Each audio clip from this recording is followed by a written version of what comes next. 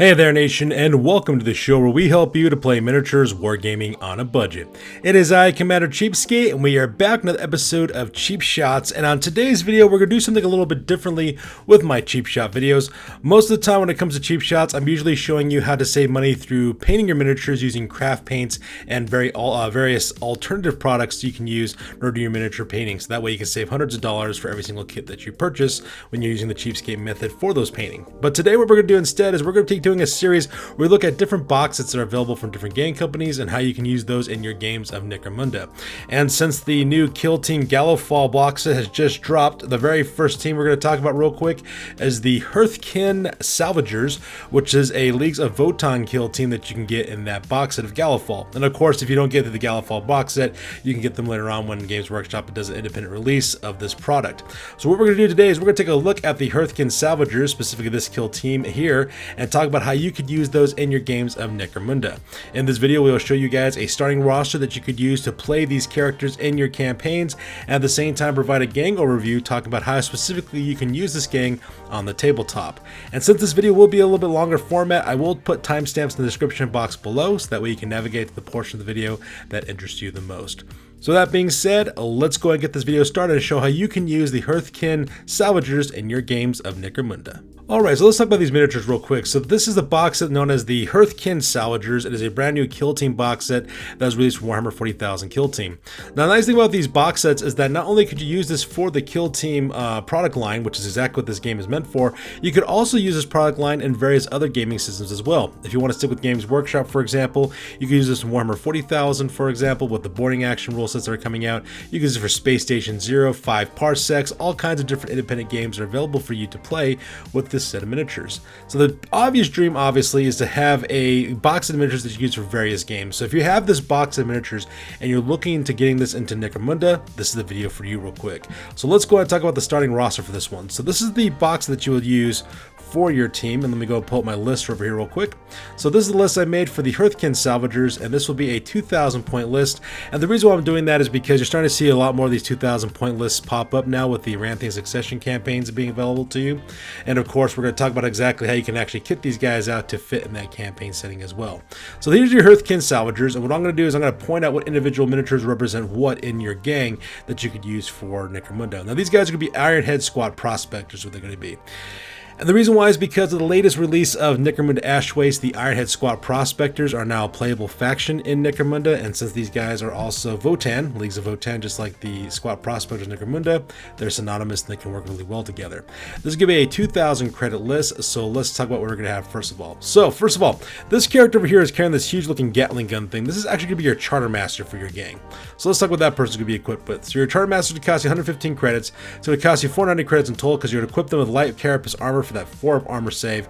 You can also equip them with an Ironhead Heavy Flamer. Now, in this picture, you have the picture of a Gatling gun, minigun looking type weapon, but in the actual kit, when you look at the sprues, you could actually have a Flamer type weapon, and that'll be perfect for you. It's a blazing template weapon that also has Firestorm, which means it uses rapid fire dice to see how many times your opponents have been hit with the flames that are coming out of this bad boy as well. Now, because it's a Heavy Flamer, you're going to mount a Dispenser on it for 60 credits, so that way the Charter Master can move and shoot with that weapon as a basic action. You're also going to equip them with 2 Ironhead Stub Guns for close combats with Dum-Dum rounds, so that way they can use it for backup weapons at the same time using close combat as well. The nice thing about Ironhead Stub Guns is that they both come with rapid fire, so now you have a rapid fire strength 4 attacks and a secondary strength 4 attack in close combat as well, which will be really helpful. And you can equip this person with the Commanding Presence ability, so that way they can activate 3 fighters at the same time when they group activate. After that, you have 2 Drill Masters, Drill Master number 1 and Drill Master number 2. They're going to be both equipped exactly the same way. They're both going to cost you 310 credits. Both will have light carapace armor for 80, so that they have 4-up armor save. Both will have the Ironhead Bolt Gun for 95 credits apiece. The reason why is because Ironhead bolt guns do have rapid fire 2 on those bad boys. They're tough. And you're also going to equip them with monosights. That way, if you take a basic action, open fire, you get those bonuses to hit. They're also going to give Rydon with an Ironhead stub gun with Dum-Dum rounds for a backup weapon, and you're given the Dependable Like Kin ability. Now, Dependable Like Kin allows you to remove the scarcity trait off of weapons. So as the campaign develops and you buy plasma weapons, for example, you could remove that scarcity trait and use that for your gangs. At the same time, you can also reroll fail ammo rolls, which is going to be important for you guys because your packing those Ironhead bolt guns, so they have a pretty bad armor ammo roll. Something that dependable like Kins could really help you guys out. Now for these two characters, I suggest you use any two members of this team. Like for example, these two guys back here, they got these interesting looking weapons. You could suggest that they are the guys who are carrying your Ironhead bolt guns on this one. Now, afterwards, you're going to have 4 Drillkins in this gang. Sorry, 3 Drillkin in this gang. Drillkin number 1 is going to cost 300 credits. This fighter's going to be armed with light carapace armor as well as an Ironhead melted gun for 155 credits, Ironhead stub gun for 10 with the dum-dum rounds for 5, and the specialist ability. Now, the reason why you want this guy is because the melted gun is a rapid fire melted gun as well. Now, when you look at the weapon sprues that are available for you in this kit, one of them does have a special type looking weapon that you could use as your melted gun and use that because it's rapid fire as well. And then they have 2 Drillkin, number 2 and 3. They're both going to be equipped with equipped exactly the same at 100 credits apiece. Both will have light carapace armor for 80 credits, as well as Ironhead stub guns for 10 credits with dum-dum rounds for 5, giving them that strength 4 rapid fire weapon, at the same time power axes in close combat. Now I'm going to use these two characters right in the middle, the guy with the jump pack up here, as well as this guy mounted on the ground down below. Now if you wanted to explain for the jetpack, you could equip these guys with grab shoots later on because you're going to be wanting to move through the battlefield to engage your opponents, and of course Ironhead prospectors are notoriously slow, so having those grab shoots will help your guys to drop down from the higher levels and to the lower levels to attack your opponents in close combat as well, so you'll be using those 2 miniatures there. After that, you'll have 2 diggers. Diggers number 1 and 2, they're both equipped exactly the same at 90 credits. Both will have mesh armor as well as Ironhead auto guns with Ironhead stub guns with dum-dum rounds for backup weapons. So that way they have those backup weapons for close combat, as well in case anything's happened with the Ironhead auto guns. The Ironhead auto guns have 2 rapid fire dice apiece. Also very devastating as well.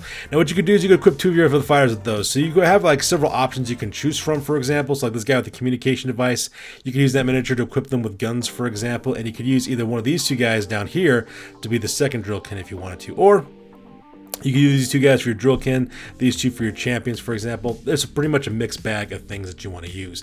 And you're going to have some leftover miniatures left over as well. And then, of course, you have a road dock. Traditionally speaking, road docks do not usually participate in the battle, so you might get away with never actually having to use a miniature to represent your road dock because those guys actually patch up your fighters. They're kind of more like in the behind the scenes. You really don't need them on the tabletop. But if you should ever do so, you do have enough miniatures left over in this box to represent that road dock if you should so choose. If not, that's perfectly fine as well, because what that's going to do is going to leave you additional some miniatures in this kit that you could use to upgrade your gang with more fighters as the campaign goes on. So that's pretty much the list it's going to have, and consists of 2,000 credits on this one. Now when it comes to the organization for your gang, what you're going to do is you're going to divide up your gang into 3 fire teams. Support fire team number 1, support fire team number 2, and your assault fire team. Support fire team number 1 will consist of your drill master number 1 as well as one of your diggers. So that'll be the guys armed with the Ironhead bolt guns as well as the Ironhead auto guns. Support fire team number 2 will consist of drill master number 2 and digger number 2 as well. So those 2 teams could provide medium to long range fire support for your gang. And the main killer in this gang is going to be your assault fire team. So it consists of your charter master, who's armed with that heavy flamer that has rapid fire, your drillkin number 1, who's got that rapid fire melted gun, and then your 2 drillkins number 2 and 3 who are armed with power axes as well as stub guns. These guys will be going in and closing in on your enemy and also engage him in close combat. So now that we're done talking about the list of this Hearthkyn Salvagers list, let's go and talk about exactly how you use this particular list in your games of Necromunda. Alright, so now that we're done talking about the list of what you can make out of these Hearthkyn Salvagers, let's talk about exactly how they will play on the tabletop against your enemy. So you can see I've got a little bit of a strip map here using presentation software. Our enemy is represented by our 2 hexagons over here, while our fire teams consist of these circle icons down over here on the bottom. Now, if your enemy is smart, and your enemy probably is, what they'll do is they'll divide their gang into 2 different types of fire teams at the very minimum. So that's what we're going to represent here. What you're going to do is you have your support fire team number 1 and support fire team number 2 acting in concert together to engage your enemy at longer range combat. Now remember, both these fire teams do have a bolt gun as well as a auto gun in these groups that have multiple rapid fire abilities, so you can really put down a lot of firepower directly on your enemy. So this is how it's pretty much going to develop, for example. So support fire team number 1 actually engages your opponent at distance, opening fire with their auto gun as well as their bolt gun. You can use group activations to do this because a drillkin does have the ability to group activate, so the auto gun will fire. Now granted, the auto gun is not that great with a 5+ ballistic skill with these guys, but as long as you're within closer range, you do get some bonus to hit, or you can take that action to aim to get that +1 hit as well to open fire at your enemy. And your fire support team number 2 can do exactly the same thing. They can remain stationary and engage at distance, or they can maneuver in a situation kind of like this where they can actually get a better line of sight on their opponents and then open fire with their weapons going this way, engaging the targets either here or over here and catching them into like a crossfire type situation. Now, you are an Ironhead Squad Prospector gang, so because that you do move a little bit slower, but so long as you can suppress your enemy effectively, this is where your Assault Fire team comes in. Your Assault Fire team then can maneuver towards your enemy as well. What you're going to want to do is pretty much hang back with your fire support team, forcing your enemy to actually move up to engage you. So as you are shooting at them at distance, what's going to happen is this. Your enemy, of course, is going to try to intercept you by moving down to actually engage your fire support teams. Now, while this is happening, we'll go delete that real fast. Now, while that's happening, this is where your Assault Fire team moves in. What they do is they flank your enemy and attack along the flank as well. Now, how you would do this is that your leader, your chapter master who's armed with the flamer, would open up with their flaming template attack first and set opponents ablaze with that flaming attack. Hopefully what that will do is it'll cause your enemy, of course, to break and to flee because you have blaze conditions taking place. Now, at the same time while that's happening, you also have your secondary Drillkin, who's your specialist, who then also moves in and goes after the higher toughness targets. So let's pretend your opponent has like an Ambot, for example, or one of those new Sanctioner pattern automatas, for example, or whatever the case may be. You can use that rapid fire melta gun to melt those heavier enemies down, or just, you know, have fun and just kill your opponent's fighters that way as well. And while that's happening, your two Drillkin armed with power axes and stub guns also move in and finish up enemies with either coup de grace, or they engage in close combat and finish them that way. Now, while that is occurring, of course, while your assault team is firing through, you then can send in your support fire teams, have them charge forward. They do have stub guns, so that way they can engage in close combat, and you can just wipe your enemy out in a crossfire, kind of like this. And this is pretty much how you're going to want to run your gang when you actually use this list on the tabletop. So there you guys have it. Pretty short and sweet video about how to use your Hearthkyn Salvagers from Kill Team in your games of Necromunda and using them on the tabletop as well. You can proxy these guys as Ironhead Squad Prospectors if you want to, or if you really want to, you could use them as a Venator gang too. That's also another possibility for these guys. And the Venator gang lists do have various different stats available towards your fighters you can use to customize your fighter stats. They do have an interesting squad stat, which means these guys have movement 3, but they have higher strength and toughness as well. So it might be something you want to look into as well. Besides doing a traditional Ironhead Prospector gang, you can make these into squad bounty hunters for a Venator gang. It's really up to you how you want to fill them out. Like I said, the nice thing about Necromunda, almost anything goes in the Underhive in terms of appearance and things that actually can be found there. So just let your imagination run wild and have a lot of fun doing so as well. So that's good to do for you guys. As always, please feel free to like, comment, and or subscribe. Your guys' input is invaluable to us as always. Also check us out on Facebook, Instagram, as well as blogger.com for all the latest, greatest hobby news related to this channel. That's good to do for you guys. We'll catch you guys next one. Peace out and stay classy.